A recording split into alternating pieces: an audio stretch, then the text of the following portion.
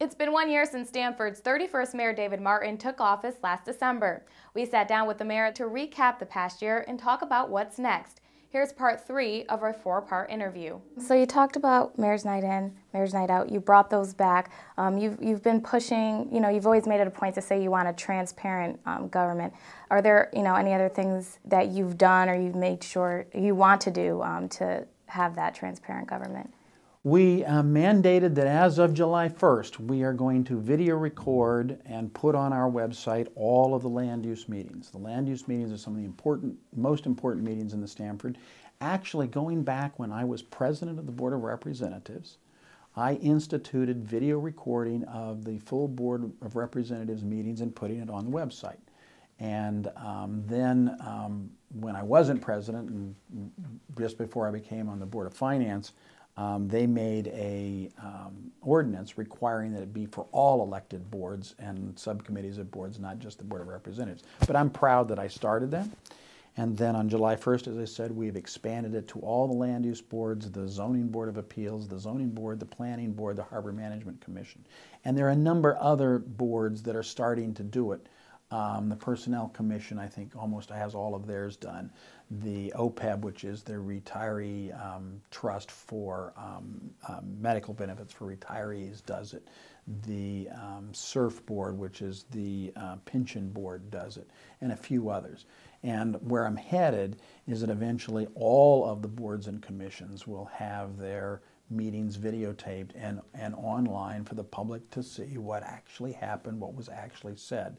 On a different note, I have tried to communicate more about what is happening in the city to the Board of Finance and the Board of Representatives, the other two elected boards in this process, than I can ever remember anyone trying to share with me when I was on the Board of Representatives, and include them in some of the decision processes. Do you still have, I know you wanted to have like an open door policy. How's that going? Do you still have that kind of policy going? Well, in principle, yes. And in fact, I was just plain keeping the doors open. And if you went up there, the doors were open.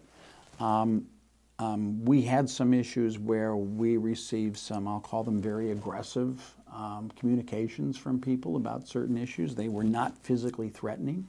But nonetheless, all of the people involved with the city that had anything to do with security said that you need to increase your security here. You can't have a wide open door policy, and it's not just you. There are other people in the office that need a little bit more security. So we took out the solid the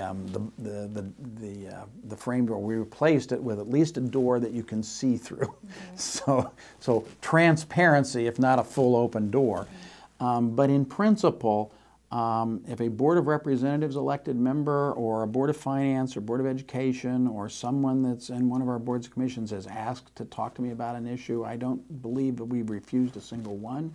We've got that sort of open doors. If an employee has an issue, unless we know that there's some reason why they shouldn't be talking with me, employees can come if they've got an issue that they need to share with me, and it has happened on occasion.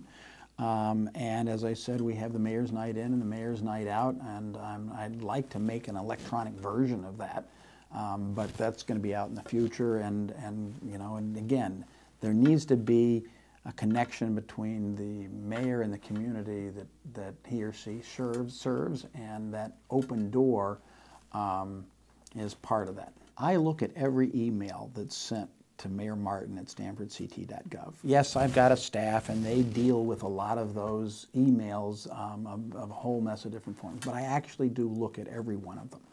Now, I hope that you don't flood me with so many that I can't do it, because I'm looking at a couple of hundred emails every day, and some of them are very complex, and some of them are very compelling and demand attention.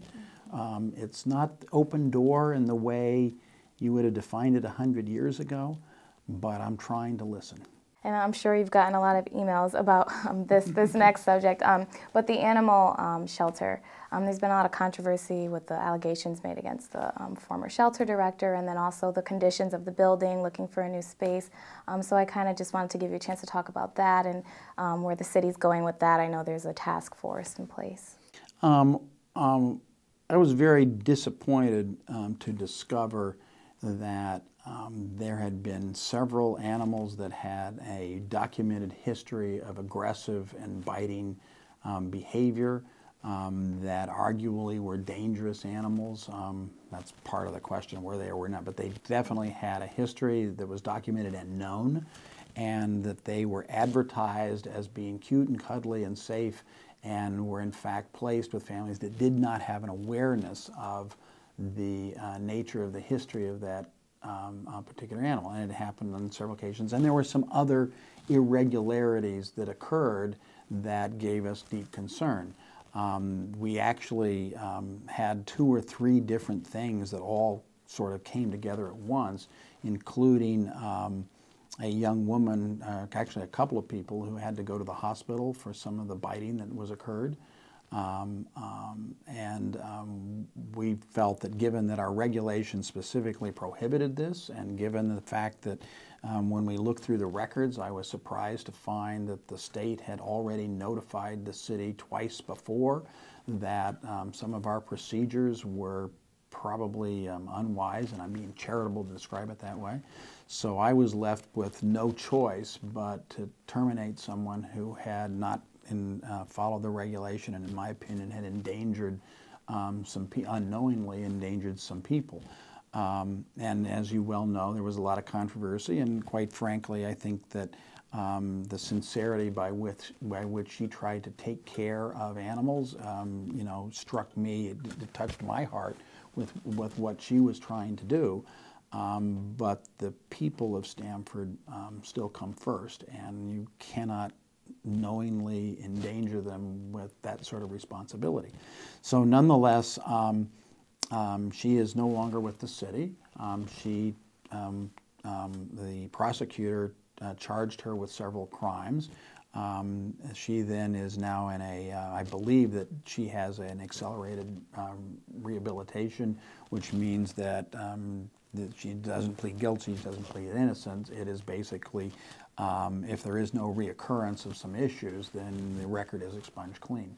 In the meantime, we've been marching forward, and despite, you know, some violent outcries that I think really misrepresented the situation, but nonetheless, I said I wanted to have volunteers back in, but there had been some issues about the authority of the volunteers versus the authority of the staff.